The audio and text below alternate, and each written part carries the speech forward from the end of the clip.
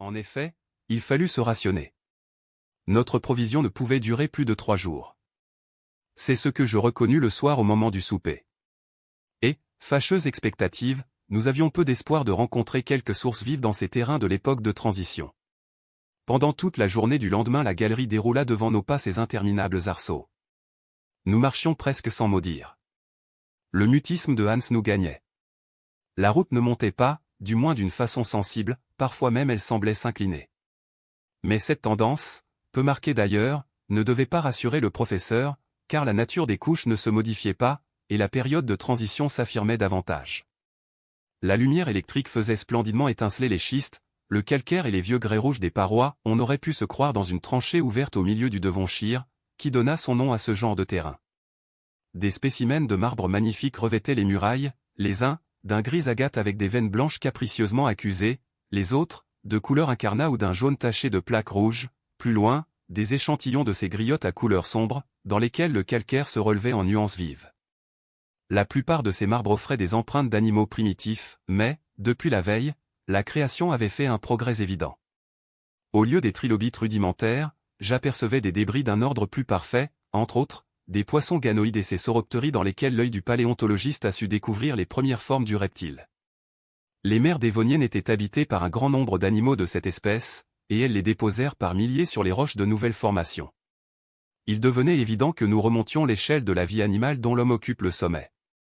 Mais le professeur Lidenbrock ne paraissait pas y prendre garde. Il attendait deux choses, ou qu'un puits vertical vînt à s'ouvrir sous ses pieds et lui permettre de reprendre sa descente, ou qu'un obstacle l'empêchât de continuer cette route. Mais le soir arriva sans que cette espérance se fût réalisée. Le vendredi, après une nuit pendant laquelle je commençais à ressentir les tourments de la soif, notre petite troupe s'enfonça de nouveau dans les détours de la galerie. Après 10 heures de marche, je remarquai que la réverbération de nos lampes sur les parois diminuait singulièrement. Le marbre, le schiste, le calcaire, les grès des murailles, faisaient place à un revêtement sombre et sans éclat. À un moment où le tunnel devenait fort étroit, je m'appuyai sur sa paroi. Quand je retirai ma main, elle était entièrement noire. Je regardai de plus près. Nous étions en pleine houillère. Une mine de charbon. M'écriai-je. Une mine sans mineur, répondit mon oncle. Et qui sait? Moi, je sais, répliqua le professeur d'un ton bref, et je suis certain que cette galerie percée à travers ces couches de houille n'a pas été faite de la main des hommes. Mais que ce soit ou non l'ouvrage de la nature, cela m'importe peu. L'heure du souper est venue. Soupons. Hans prépara quelques aliments. Je mangeai à peine, et je bus les quelques gouttes d'eau qui formaient ma ration. La gourde du guide à demi pleine, voilà tout ce qui restait pour désaltérer 3 hommes. Après le repas, mes 2 compagnons s'étendirent sur leur couverture et trouvèrent dans le sommeil un remède à leur fatigue. Pour moi, je ne pus dormir, et je comptai les heures jusqu'au matin. Le samedi, à 6 heures, on repartit. 20 minutes plus tard, nous arrivions à une vaste excavation. Je reconnus alors que la main de l'homme ne pouvait pas avoir creusé cette houillère, les voûtes en eussent été étançonnées, et véritablement elle ne se tenait que par un miracle d'équilibre. Cette espèce de caverne comptait 100 pieds de largeur sur 150 de hauteur. Le terrain avait été violemment écarté par une commotion souterraine. Le massif terrestre, cédant à quelques puissantes poussées, s'était disloqué, laissant ce large vide où des habitants de la Terre pénétraient pour la première fois. Toute l'histoire de la période houillère était écrite sur ces sombres parois, et un géologue en pouvait suivre facilement les phases diverses. Les lits de charbon étaient séparés par des strates de grès ou d'argile compactes, et comme écrasés par les couches supérieures. À cet âge du monde qui précéda l'époque secondaire, la Terre se recouvrit d'immenses végétations dues à la double action d'une chaleur tropicale et d'une humidité persistante. Une atmosphère de vapeur enveloppait le globe de toutes parts, lui dérobant encore les rayons du soleil. De là cette conclusion que les hautes températures ne provenaient pas de ce foyer nouveau, peut-être même l'astre du jour n'était-il pas prêt à jouer son rôle éclatant. Les climats n'existaient pas encore, et une chaleur torride se répandait à la surface entière du globe, égale à l'équateur et au pôle. D'où venait-elle? De l'intérieur du globe. En dépit des théories du professeur Lidenbrock, un feu violent couvait dans les entrailles du sphéroïde, son action se faisait sentir jusqu'aux dernières couches de l'écorce terrestre. Les plantes, privées des bienfaisantes effluves du soleil, ne donnaient ni fleurs ni parfum, mais leurs racines puisaient une vie forte dans les terrains brûlants des premiers jours. Il y avait peu d'arbres, des plantes herbacées seulement, d'immenses gazons, des fougères, des lycopodes, des sigillaires, des astérophilites, familles rares dont les espèces se comptaient alors par milliers. Or c'est précisément à cette exubérante végétation que la houille doit son origine. L'écorce élastique du globe obéissait au mouvement de la masse liquide qu'elle recouvrait. De là des fissures, des affaissements nombreux, les plantes, entraînées sous les eaux, formèrent peu à peu des amas considérables.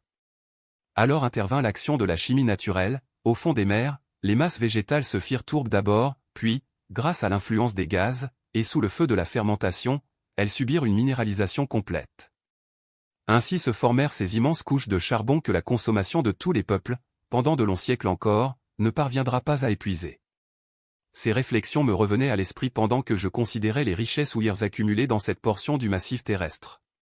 Celles-ci, sans doute, ne seront jamais mises à découvert. L'exploitation de ces mines reculées demanderait des sacrifices trop considérables.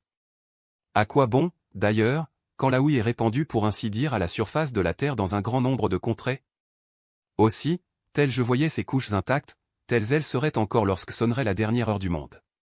Cependant nous marchions, et seul de mes compagnons j'oubliais la longueur de la route pour me perdre au milieu de considérations géologiques. La température restait sensiblement ce qu'elle était pendant notre passage au milieu des laves et des schistes. Seulement, mon odorat était affecté par une odeur fort prononcée de protocarbures d'hydrogène. Je reconnus immédiatement, dans cette galerie, la présence d'une notable quantité de ce fluide dangereux auquel les mineurs ont donné le nom de grisou, et dont l'explosion a si souvent causé d'épouvantables catastrophes. Heureusement nous étions éclairés par les ingénieux appareils de Ruhmkorff. Si, par malheur, nous avions imprudemment exploré cette galerie la torche à la main, une explosion terrible eût fini le voyage en supprimant les voyageurs.